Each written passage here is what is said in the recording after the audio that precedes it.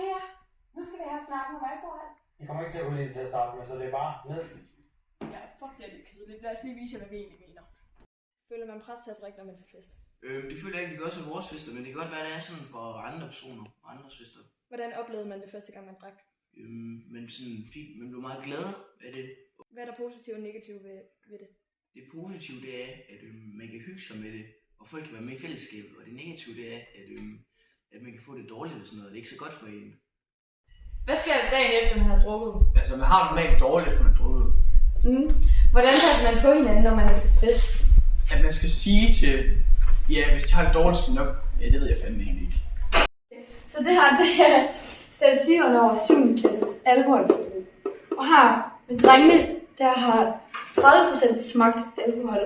Og her med pigerne er det 28%. Statistikkerne i 8. klasse er, at 62% drengene drikker alkohol, og kun 60% pigerne gør. I gennemsnit er 84% af drenge, der drikker alkohol, hvor det så er 83% af piger, der drikker alkohol. I skal ikke være bekymret for os. Vi har styr på det.